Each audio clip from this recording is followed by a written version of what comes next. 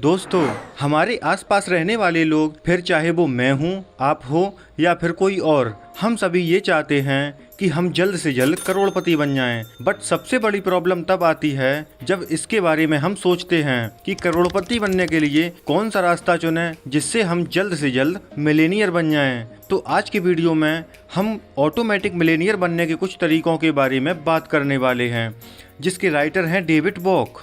Video को start करने से पहले एक रिक्वेस्ट है कि वीडियो को बिल्कुल ध्यान से और अंत तक जरूर देखना, जिससे आपको पूरी नॉलेज मिल सके, क्योंकि अधूरी नॉलेज किसी के काम की नहीं होती है। और यदि दोस्तों वीडियो पसंद आए तो ऐसी ही रियलिस्टिक वीडियोस के लिए चैनल को जरूर सब्सक्राइब कर लीजिए। दोस्तों, डेविड वॉक अमेरिका के जाने माने फाइनेंशियल एक्सपर्ट हैं। जब एक दिन वो अपने ऑफिस में काम कर रहे थे, तब एक व्यक्ति उनसे मिलने आया। देखने में वो व्यक्ति बहुत ही अमीर लग रहा था, क्योंकि उसके पास एक लग्जरी गाड़ी थी और उसके हाथ में रोलेक्स की सोने की घड़ी पहनी थी। यानी कि देखने से ही लग रहा था कि वह व्यक्ति बहुत ही ज्यादा रिच है। लेकिन जब डेविड वॉक ने उस व्यक्ति की फाइनेंशियल कंडीशन का एनालिसिस किया तो वो शॉक्ड हो गए। उन्हें पता चला इस व्यक्ति की फाइनेंशियल सिचुएशन तो बहुत ही खराब है। उसके ऊपर $2 लाख तक का क्रेडिट कार्ड का लोन था, उसके घर की EMI तक बाकी थी, और तो और जो महंगी कार वो रखता था वो भी लोन पर ही निकाली थी।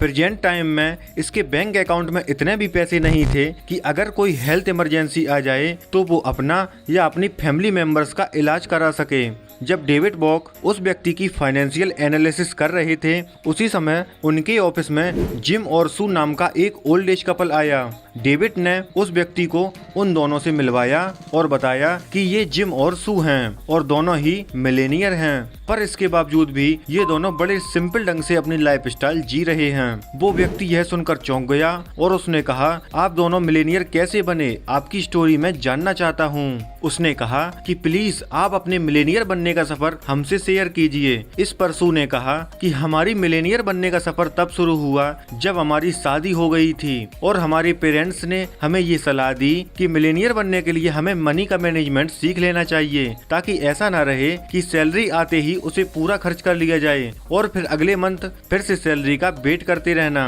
सबसे पहले उनके पेरेंट्स ने सलाह दी कि उन्हें पे योरसेल्फ फर्स्ट का कॉन्सेप्ट अपनाना चाहिए। मतलब आपकी सैलरी जब भी आपके अकाउंट में क्रेडिट होती है, उसमें से सबसे पहले 10 या 15% हिस्सा सेव करके उसे किसी अच्छी जगह इन्वेस्ट कर देना चाहिए, क्योंकि यही इन्वेस्ट आपकी किसी इमरजेंसी में आने वाली होती है। स्टार्टिंग में तो हम बिल्कुल भी सेव नहीं कर पा रहे थे, फिर हमने बजटिंग का सहारा लिया, क्योंकि कहीं न कहीं पैसे खर्च ही हो जाते थे।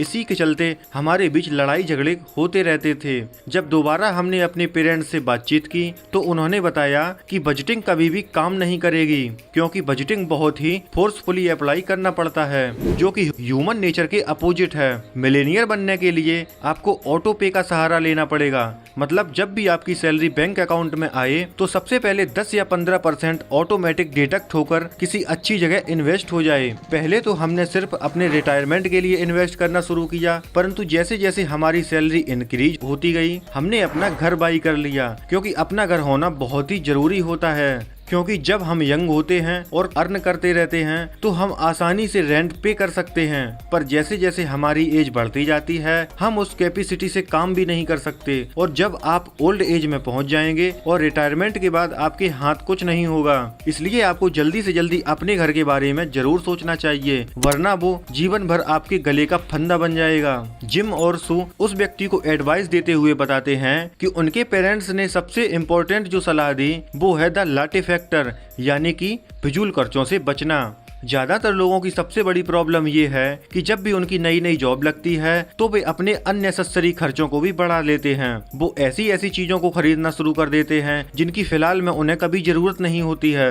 जहां उनका काम एक सिंपल कॉफी पीकर चल सकता है, वहां अब वो 2 या 3 बार 300 से 350 रुपए की लाटे कॉफी पीना शुरू कर देंगे। पहले वो घर के खाने से काम चला लेते थे, वो अब डिनर या लंच महंगे महंगे रेस्टोरेंट में करने लगते हैं। दोस्तों, लाइफ स्टाइल के साथ यही सबसे बड़ी बड़ी प्रॉब्लम होती है। यदि एक बार आपने उसे हाई क्लास कर दिया तो उसे नीचे लाने में बहुत ही दिक्कत होती है। फिर चाहे आपकी इनकम कम क्यों ही ना हो जाए, मगर आपके खर्चे बढ़ते ही जाते हैं। लाटे फैक्टर का यही मतलब होता है। अगर आपके फ्रेंड्स या पड़ोसी पार्टीज करने जाते हैं, ट्रैवलिंग में पैसे उड़ाते थे, तब हमने अपने उन खर्चों को ना करके पैसों को अच्छी जगह सेव किया और महंगी गाड़ी ना खरीद कर सस्ती और सेकेंड हैंड गाड़ी से ही काम चलाया। इसका नतीजा ये हुआ कि बहुत ही जल्दी हमने अपना घर बाई कर लिया। इसी तरह यह प्रोसेस हमने आगे भी कंटिन्यू रखा और हमने डिसाइड किया कि एक और घर हम खरीदेंगे। इसी का नतीजा है कि आज हमारे पास दो घर हैं। एक में हम लोग खुद रहते हैं और दूसरा हमने रेंट पर दे दिया, जिससे हमें रेंटल इनकम मिलती रहती है।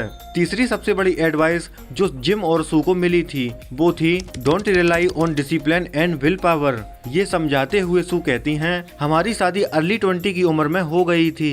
ये एक ऐसी उम्र होती है जो खुद की इच्छाओं को मारना या अट्रैक्टिव चीजों से परहेज करना बहुत ही मुश्किल होता है। दोस्तों, जैसा कि हमने आपको पहले बताया, स्टार्टिंग में तो हमने बहुत कोशिश की अपने आप को एक्सपेंसिव चीजों से बचने की, बट ऐसा नहीं हो पाया। यही कारण है जिससे हमारे बीच लड़ाई झगड़े शुरू हो जाते थे। ये ह्यूमन नेचर होता है। जब भी हम किसी चीज को दबाने की कोशिश करते हैं तो वो उतनी ही बड़ी भयानक समस्या बनकर सामने आ जाती है। इसलिए हमने ऑटोमेटिक डिडक्शन का रास्ता अपनाया। उसके बाद हमें कोई भी परेशानी नहीं हुई, क्योंकि जब भी हमारी सैलरी आती थी उसमें से 10 से 15% डिडक्ट होकर ऑटोमेटिक इन्वेस्ट हो जाया करता था और हमें पता भी नहीं चलता था। यही कारण है हमें पता भी नहीं चला कि हमने कब दो घर खरीद लिए और कब अपने दोनों बच्चों की ग्रेजुएशन कंप्लीट करा दी और कब फाइनेंशियली फ्री होकर रिटायर हो गए। आज की जनरेशन के लिए ऑटोमेशन की ये प्रक्रिया बिल्कुल आसान हो गई है। कोई भी व्यक्ति घर बैठे बैठे ये सारे काम कर सकता है। और तो और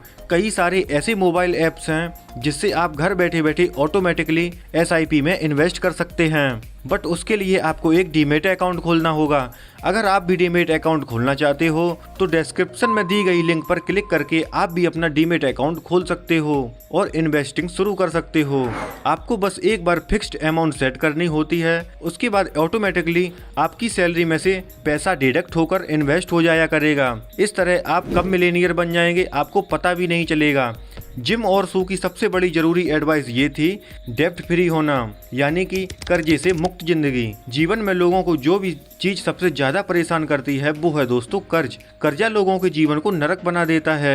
सू कहती हैं कि वो आज इतनी ज्यादा खुश इसलिए हैं कि वह डेब्ट फ्री हैं। उनके ऊपर कोई भी कर्जा नहीं है। उनके ऊपर ना तो बच्चों का एजुकेशन लोन है और ना ही कोई होम लोन, और तो और उनके पास ना ही किसी भी कंपनी के क्रेडिट कार्ड का लोन है। ये बताते हुए कहती हैं कि उनके लाइफ का सबसे अच्छा डिसीजन यही था कि उन्होंने कभी क्रेडिट कार्ड का यूज ही नहीं किया। ये हमेशा इन कंपनियों के जाल से दूर ही रहे। जबकि अमेरिका में लोग अर्ली एज में ही क्रेडिट कार्ड का यूज करना शुरू कर देते हैं। जिनके पास क्रेडिट कार्ड होते हैं वो अंधाधुंध अपने पैसों को लग्जरीज और पार्टीज में खर्चा करने लगते हैं, जिससे वे अर्ली एज में ही उन कंपनियों के लोन ट्रैप में फंस जाते हैं। फिर लोन कंपनियां उनके ऊपर हाई इंटरेस्ट रेट चार्ज करती हैं। जिम और सू कर्जे के संबंध में एक और इंसिडेंट को बताते हुए कहती हैं कि एक बार एक बोट थी। जिम ने सोचा इस बोट को खरीदा जाए, लेकिन उस समय उनके पास इतने सारे पैसे नहीं थे। शुरुआत में तो उन्होंने सोचा क्यों ना लोन लेकर इसे खरीदा जाए, लेकिन तभी उन्होंने अपने पेरेंट्स की कही हुई बात याद आ गई कि कर्जे से हमेशा दूर ही रहना चाहिए। इसलिए उन्होंने डिसाइड किया वो इस बोट को तभी खरीदेंगे जब उनके हाथ में उसे खरीदने के पूरे पैसे होंगे। उन दोनों ने सेविंग करना शुरू कर दिया और अगले 5 सालों में वो अमाउंट बना लिया जिससे वो बोट खरीद सकते थे।